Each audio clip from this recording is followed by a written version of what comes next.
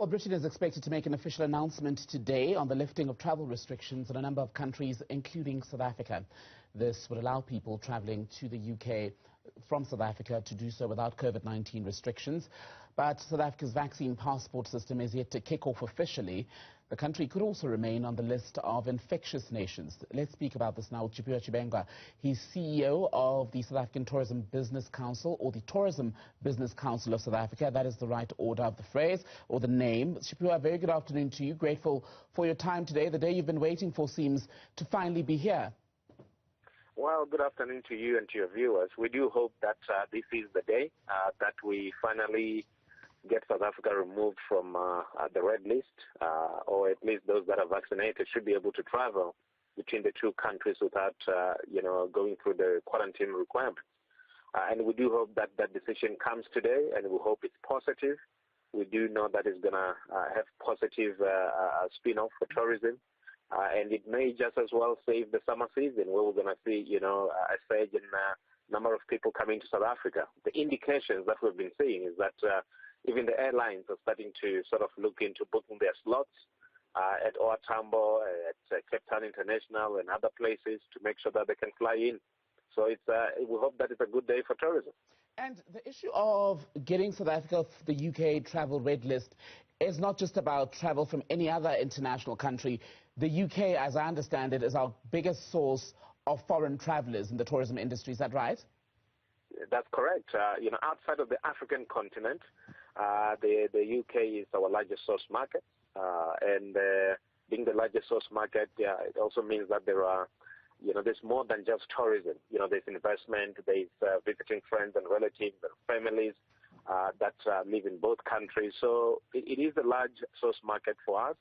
And we do hope, when we look at the market, that there will be demand and sustained demand for that matter, so that we can be able to get more people back at work. So it's really, tourism, but it's more than tourism. There are lots of ties between South Africa and the UK, and we hope that the decision that's made really supports the recovery of tourism, and it supports the relationship between South Africa and the UK on all other angles.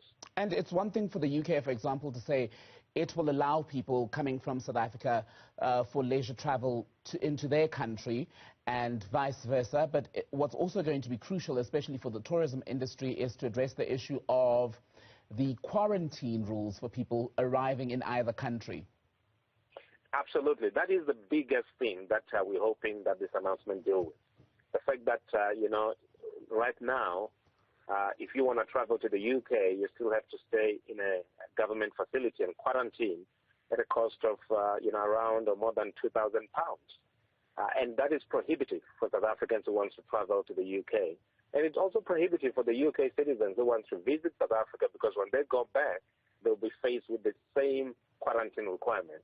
That is the biggest stumbling block that, was discouraging travel between the two countries. And if that stumbling block is removed, and we're able to recognize at the least that those that have been vaccinated between the UK and South Africa should be able to travel, using their digital vaccine certificates, and they should be able to visit, another country, and they pose no additional risk to that particular country. And I think that's the way to go. And hopefully we scrap that quarantine requirement, and hopefully there are no surprises in the announcement that we're expecting from the UK Prime Minister.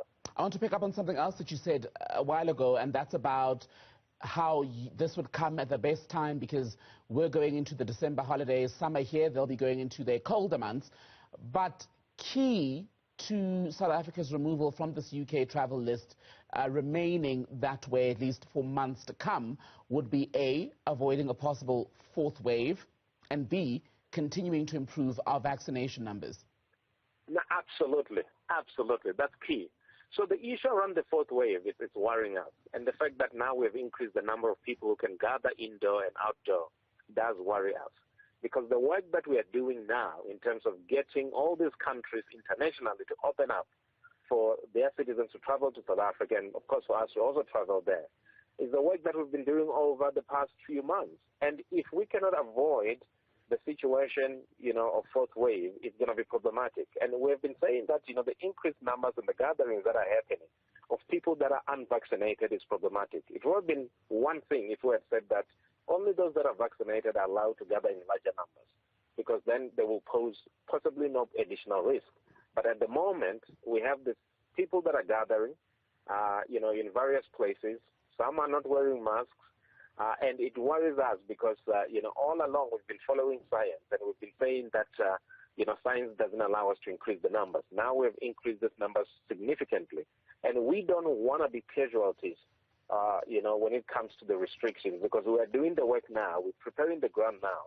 We don't want these tourists that will be coming from the UK, Germany, US, and many other places, and even domestic tourism, to be stopped because we're going to close the beaches. We want to have curfew is going to be lessened, and many other things, alcohol, will be touched. It's not something that we want to see happening.